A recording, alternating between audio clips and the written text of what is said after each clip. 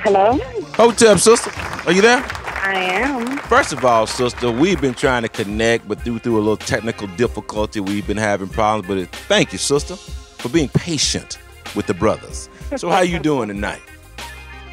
I'm fine. How you doing, Aman? I am. How you doing to all your radio listeners? Fantastic. This is my man Unseen. What's happening, sister? Yes, greetings, brother. How you doing? I'm doing well, sister. I'm doing well. Thank you for asking. Yeah, well, let's get down to the nitty gritty. Let's first of all, introductions. Introduce yourself to the Griot family because you now part of our family. All right. My name is Olimatta. I'm an activist, organizer, journalist, publicist. I'm also CEO of my own entertainment company called Sinjing and Production, and I take people to Africa in a niche. Oh, sister, yeah. You sweet and simple and to the point. First of all, I want to say beautiful sister, intelligent sister, on top of her game. I met her when I was in Birmingham, England. I was one of the speakers there at the African Liberation Day, and she and I started a conversation that I think lasted for 3 days. But then I found out she was working with Dead Prez, and she was working with, I think ain't that Chairman Fred's son? You all working together with him? Isn't he working with you guys as a part of one of your initiatives? Yeah, I've worked with Chairman Fred on a number of projects, especially around prisoners of war and the prison industrial complex, as well as political prisoners. And I've been working with Dead Prez since about 2001. My cousin Umi served as like a booking / management, part of the management team with them for many years. And my mother, Connie Tucker, she's the first mom made to look prisoner in America. That's right. She was chairman of the Jomo organization, or the Uhuru movement, and also editor of the Burning Spear, where she was a political prisoner. And that's one of the organizations that they come out of. They come out of the teachings of Brother O'Malley, you should tell her. Right.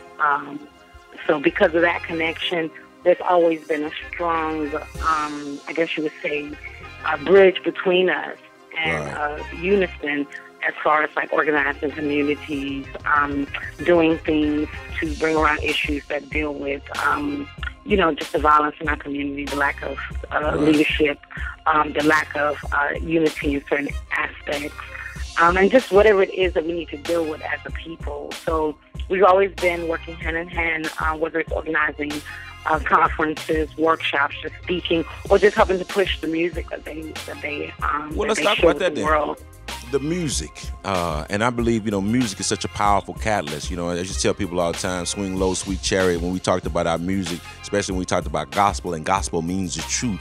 Swing low, sweet chariot was a code word, chariot for Harriet, coming forward to carry me home. And then we sang that song, Wade in the Water, meant to tell them Africans to go get into the water because they coming after you. And there was so many other songs, and when they told us that we couldn't sing anymore, we hummed it, it became the hymn.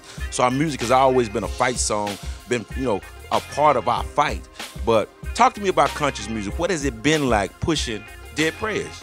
Because I've seen Dead Prez straight up with conscious music on the ground, some of the original hip-hop conscious music. And then they've also been a part of, I think, Def Jam. Were they with Def Jam for a hot minute? Yeah, they were actually signed to Def Jam in the beginning of their career, and then from there they've gone on and worked with other record labels. But I think the beautiful thing about working with Dead Prez is the fact that their music is message music. Right. And as a publicist, what I call it. I think that it's very important that the types of images that we promote and the messages that we give to our youth are messages that can help them and innovate them, motivate them, that can inspire them, teach them, make them want to be better people, better individuals, help to have accountability to the community, make them feel that they have to organize and participate in things in our community that are going to uplift our community and unify our community.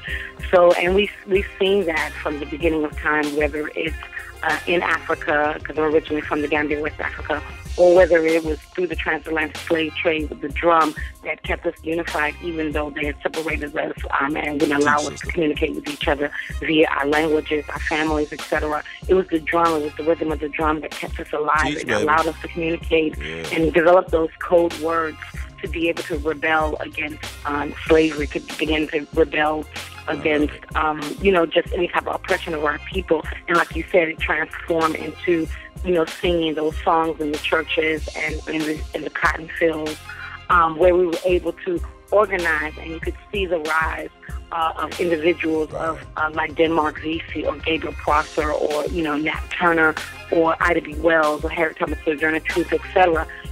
So music has always been very phenomenal. If you look at the whole movement around Public Enemy and just the whole consciousness of hip hop during that time, with even gangster music being a music that was very rebellious. With the groups that came out, NWA, when they came out, they were spitting nothing but conscious. I mean, it was slack, it was misogynistic, but it was conscious. You understand what I mean? Until they started to turn on each other. But go ahead, we'll work it out. Right. Yeah. But seeing the impact that music has had on young people, you can see that music has definitely been a catalyst. No doubt. Change. It's been a spark, and our movement has had a fire. It's fueled that fire, and so I feel that there's been a concentrated effort to dumb down the music. Oh, they have done it. They have done it. Effort. I'm going to say this again. They have done that. And I'm going to say this, too, because Unseen want to chime in for the sake of time. And he got a few questions for you. But I want to call you, first of all, a Griot. And I want to tell you thank you for being a beautiful young sister from the motherland who've come here to support, love, and be a part of the global community. So I love your energy. And I even love it more now that I hear you on the air. And I want to get you on the air more because I want y'all to understand we do have young griots. Here's an example tonight with her on the line. So I just want to say thank you and tune in right back to my man Unseen. Go ahead, man. Well, yo, sister, I had a question. I know you just spoke about the power of music, and we know that it's gold all in my watch. We know right now music is ridiculously, but again, buffoonized. Right, but again, that shows the power of music, what you're able to do with that, and how much we're in tune with that. In order to tell the truth, in order to tell a lie, you have to have some level of a truth for attraction. And I think in the music today, we are attracted to the hard times and the struggle, and we cope with that, and we put it out in such a way to where we think it's therapeutic, but really it's been destructive on the psyches of our young people. But beyond that, being that you are a part of the struggle, being that you do frequent a biosystem that's in harmony with who we are in Africa, what would you say from all that you've seen that it's going to take to bring a level of consciousness back into the music scene? Well, I think it's going to take a whole new black renaissance or African renaissance. I know the president of Senegal, the last recent one, he built a very powerful, I guess you would say, statue where it's a picture of the black woman and child, and their hands are pointing to the future. And I think it's going to take culturally, it's going to take a renaissance culturally, spiritually, politically, physically and mentally. We've got to, first of all, we got to deprogram our mind, because you're talking about 400 years of brainwash, miseducation, and mental enslavement of our people. Even though the chains have been taken away from us, we fought for them to be released from us physically. A lot of those chains are still in our minds. If you read Carter G. Woodson, Miseducation of the Negro, he makes it very clear that once you force someone to go through the back door, you no longer have to force them to go through the back door. They subconsciously will continue to go through the back door. Or if you take an elephant, an old African folktale, you take an African elephant as a child and put a chain around it and replace that chain as it's growing with a rope, even though it's the largest animal in the animal kingdom, and all it has to do is walk away 1 inch to break itself and free itself. It won't, because all of its life has been chained, and it doesn't realize that it's free. And that's what's happened to our people. We've been chained and enslaved mentally, spiritually, psychologically for so long that at this point where we are in our lives, we don't realize that we're free. That's right. And we have to claim that freedom. We have to allow ourselves to manifest who we are supposed to be in our families, in our communities. We're the ones that can stop what's going on with the violence in our communities. The KKK is kids killing kids. It's not what it used to be. I love that. I love riding that. around with blank tape. It's kids killing kids. It's the crack cocaine in our community. It's all these things that have been infused, but we know that these things have been infused, purposefully infused. And we have those programs, we have those individuals and leaders, and we have those young people who serve as lights in our community that can help us and inspire us. The issue is how cohesive You understand? Well, hold that. Who knows about who? Hold that thought right there, sister, because we're flowing into it, and just like me as a griot, you can flow and go.